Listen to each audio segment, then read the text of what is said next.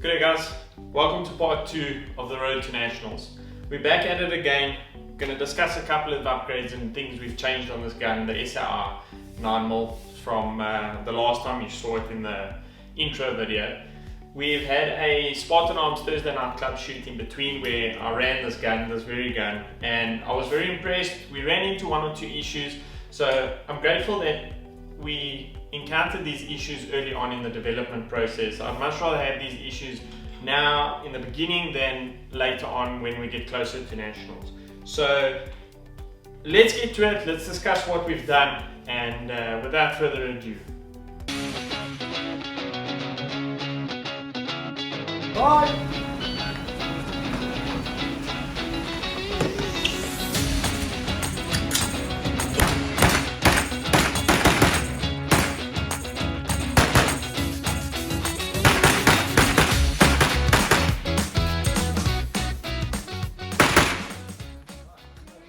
Okay, so the first upgrade, or the first thing that we did, I wouldn't call it an upgrade, but the first thing we did was we slapped on a hollow sump. We put a 510C red dot on this SAI.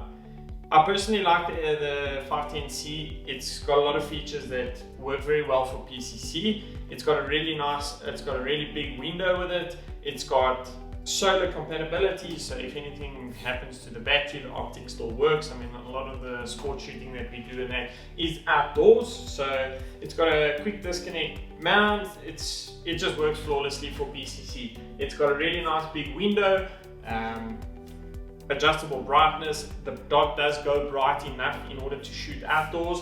I chose the red dot based on the fact that the green dot, when it comes to sport shooting, if you're shooting outdoors, which nationals will be, I know it's going to be winter, so there might not be that much greenery around, but a green dot can obviously, depending on where you're shooting, and that blend in with the scenery where you're shooting. The red also contrasts nicely with the brown targets that we shoot in IPSC, so that's why I went with the red dot. 510C, phenomenal optic, really good choice. I feel like it's also appropriate choice for the SAI 9mm PCC. I mean, I don't want to go and put on a Trigicon SRO because I feel like it would be a little bit, you know, the optic is the same price as the gun, so it wouldn't be realistic. This is what I've chosen, fantastic option. I think it's a really good optic for what we're doing. And yeah, that's where we're at with regards to the optic. The next thing that we did, we changed the grip. The original grip that comes with the SAI has got finger serrations. I personally don't like that, it's just a personal thing. You can't adjust your grip so easily, and I personally just like a flat face grip like this. The grip angle is a little bit different. This is a Magpul MOE. It's a fantastic option. If I were to choose anything, this is what I would choose. I'll put it on all my guns so they're all the same. And the grip angle is slightly different. It works well. It works well for my hand, and like I say, it is a personal preference, but it really does change the whole feel of the gun for me. I didn't go with the MOE Plus version. The Plus version would be the rubbery one. I personally like the plastic one. Once again, that is a personal preference. There are a whole bunch of options. We have a whole wall in stock at Spartan Arms, so whatever your choice may be, come and have a look. You'll see, we'll be able to assist you with whatever grip works best for your hand. The next thing that we changed would be the stock. I put on a Magpul STR stock. The reason I did that, I don't know if you can see it from there, but the stock is much wider over here. So I find that when you draw the gun, or when you raise the gun and you actually mount the gun, the cheek piece is much wider, so you get a very good feel on your cheek. I think it helps a lot because PCC, you start with the firearm in a low ready position and you draw, or you don't draw, but you pick up the firearm to the first target, you aim and you fire from there. I think that the wider cheek piece gives you a much better feel. I find the dot a lot more consistent. I personally like the dot to be very, well, not the dot should I say, but the stock itself to be very tight. I like a tight cheek weld, and I find this helps me pick up the dot a lot easier. It's a lot more stable for me. Really good option. Have a look at them. Magpul STR, the other option is the ACS. Also got the wide cheek piece. We've got them in stock. Really good options. Even if it's not for your PCC, but your AR, anything like that, it's a really good upgrade. So let's discuss some of the issues we had. Let's discuss the club shoot. So one of the issues that we had with this Thursday night club shoot was the fact that it was both stages were a condition 3 start. So a condition 3 start in PCC basically means that you either got to take the mag out of a mag pouch and insert it, or you have to pick the mag up from a table. In this case, both the magazine and the gun were table start, but 2 different tables. So you had the choice of either picking up the gun first and running with the gun to the mag and shooting that way, or vice versa. Depending on each stage, there were 2 stages. They were slightly different. They were just inverted, so the gun on the one side and the mag on the other, and then the next stage the opposite. So I found what I thought was faster to run from right to left. Even though I was running backwards, there was a little advantage in doing that, but we're not going to go into that right now.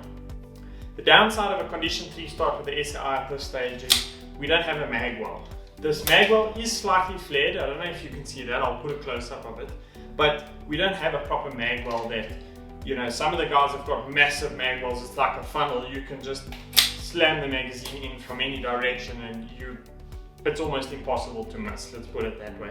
So we are developing a mag well. It's going to be exciting because I think that's going to be a huge upgrade with regards to competition shooting as well, that we're going to develop and put the mag well onto this gun. We're just waiting for that. It's not ready at this point. Then the other issue we had was actually a reloading issue. It was not a gun issue, it was more my fault than anything else. I found out the length that the gun likes and I started loading, but the round I loaded, there was not enough tension between the brass and the bullet itself. My reloading press is actually set up for my shadow, and in my shadow I shoot polymer coated heads, but the difference in the polymer coated versus the copper jackets is the fact that the polymer coated are a little bit more sensitive to scraping off the coating when you're seating the bullet. So in order to fix that, you actually flare more in order for it not to scratch the coating, because the polymer coated is also slightly larger in diameter than the copper jackets. So that caused a slight issue. There wasn't enough tension. I did crimp the rounds, but there still wasn't enough tension. I have corrected this. I've changed over to the Frontier 116 grain PCC heads. The quality is absolutely phenomenal, and they are developed specifically for PCC. The reason that we shoot the 116s is PCC, you're not allowed to have a head below 115 grains, and if they do happen to pull any of your ammo and any one of your heads weigh less than 115 grains, it's an automatic disqualification from the way I understand it. So that's why the guys are shooting the 116s and the 118s. We'll get more into detail with regards to the reloading process and all of that a little bit later. We'll do a video on that as well. But we're gonna change the reloading. I managed to change over to some factory ammo, and the gun ran flawlessly thereafter.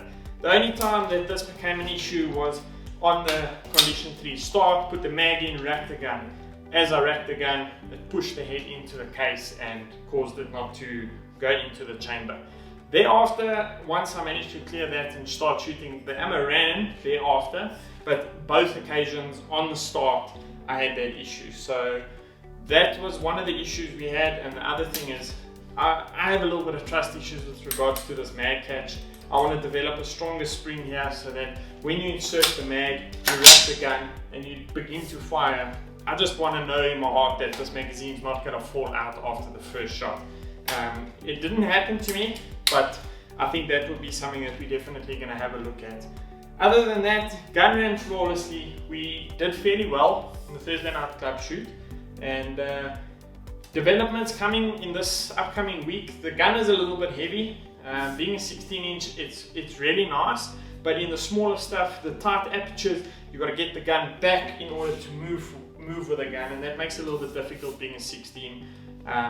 So what we're going to do this week, we're going to shorten the barrel a little bit, change the profile a little bit. We're going to work on making this gun a little bit lighter, change the rail obviously, and start testing and doing a little bit more testing with regards to ammo, seeing which ammo shoots the flattest. So we'll do a whole video, like I say, on the reloading and why we do what we do on the reloading side in order to get this gun to shoot as flat as possible. But like I say, this week the development's going to be to shorten the barrel, make the gun lighter, and we're probably going to look at a little bit of development with regards to short stroking the bolt in order to get it to cycle a little bit faster. We're going to play around with buffer springs as well, but we're going to discuss that in a whole new video.